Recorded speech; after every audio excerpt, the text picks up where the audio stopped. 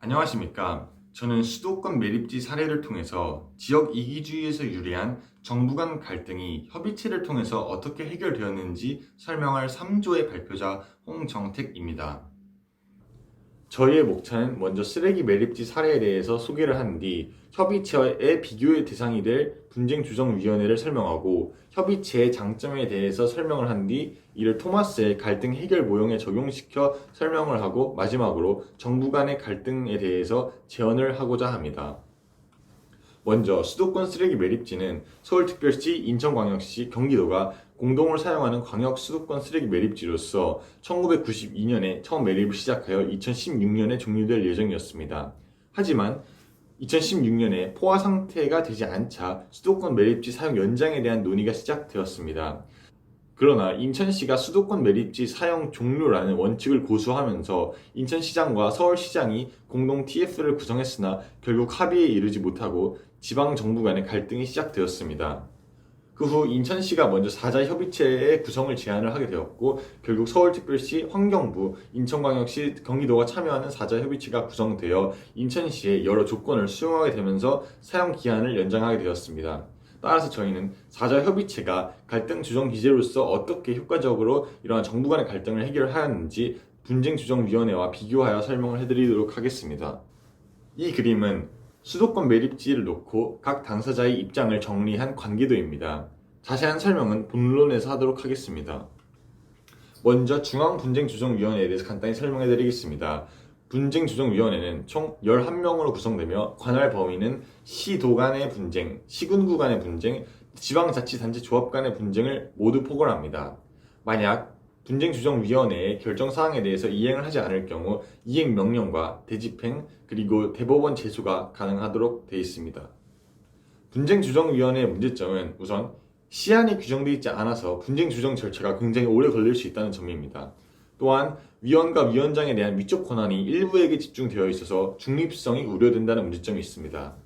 또한 관할 범위가 지나치게 포괄적으로 규정이 되어 있으며 당사자 간에 충분한 합의와 타협의 기회가 주어지지 않고 위원회의 결정만으로 조정이 된다는 문제점이 있습니다.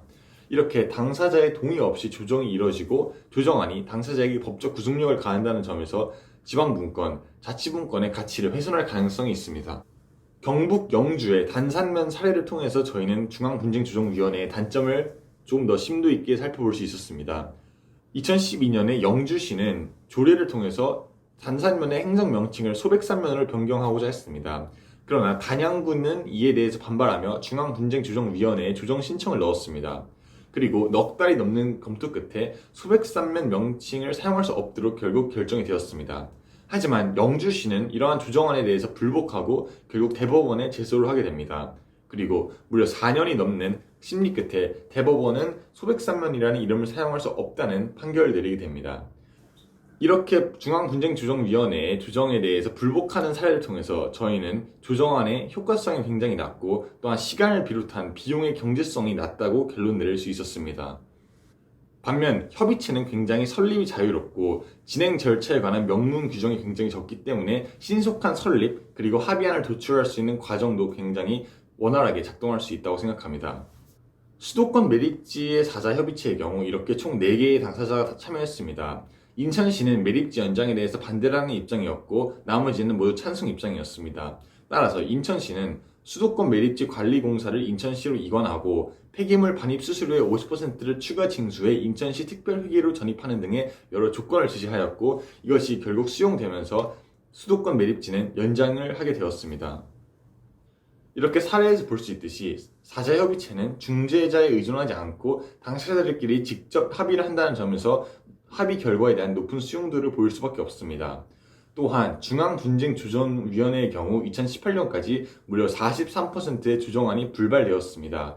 하지만 사자협의체는 수도권 매립지의 경우 한 달 만에 선제 조치와 사용 기간 연장에 대한 합의안이 도출되었습니다. 이를 통해서 갈등 기제로서 속도감 있는 합의안이 도출된다고 결론 내릴 수가 있습니다. 이는 사자협의체 역시 법적으로 정해진 기간은 없으나 중앙분쟁조정위원회와 달리 신청, 설립, 그리고 진행 절차에 대한 법적 요건이 없거나 상대적으로 간편화되어 있기 때문에 필요에 의해 언제든 지방자치법에 의해서 설립을 하고 본안에 대해서 빠르게 논의를 하고 합의안을 도출할 수 있기 때문에 나타나는 일이라고 생각합니다. 다음으로 토마스의 갈등 해결 모형을 통해서 이를 한번 분석해 보겠습니다. 토마스는 자신의 관심과 주장을 만족시키려는 독단성, 그리고 타인의 관심과 주장을 만족시키려는 협조성 두 가지를 가지고 총 5가지의 갈등 해결 유형을 제시했습니다. 이 중에서 경쟁형, 회피형, 수능형, 그리고 타협형은 모두 한쪽 이상이 손해를 입는다는 점에서 갈등의 해결이 아니라 또 다른 갈등의 원인이 될 수 있습니다.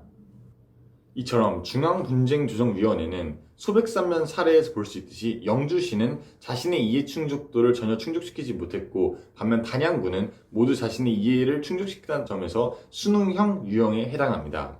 반면 수도권 매립지를 통해서 본 협의체의 경우 서울시 경기도 환경부는 쓰레기 매립지 사용 기간을 연장시켰으며, 인천시는 다양한 선제 조건을 합의했다는 점에서 이는 협력형 유형으로 볼 수가 있습니다. 따라서 굉장히 바람직한 해결이 이루어졌다고 저희는 결론 내릴 수가 있습니다. 이렇게 중앙분쟁조정위원회와 비교했을 때 사자협의체는 오직 갈등 당사자만이 참여 주체이며 중재자가 존재하지 않고 절차가 간단하고 신속하게 이루어질 수 있으며, 갈등 해결 과정에서 갈등 당사자들이 직접 토론을 한 후 합의안을 도출한다는 점에서 굉장히 협력적인 해결이 이루어질 수가 있습니다. 따라서 결론으로 저희 조는 앞으로 정부 간 갈등이 발생했을 때 이를 해결하기 위한 방안으로 중재자에게 사안을 맡김으로써 일방적인 조정을 받는 것이 아니라 갈등 당사자들이 직접 참여해서 토론을 하고 합의안을 도출할 수 있는 협의체를 더욱더 사용하는 것을 제언하는 바입니다. 감사합니다.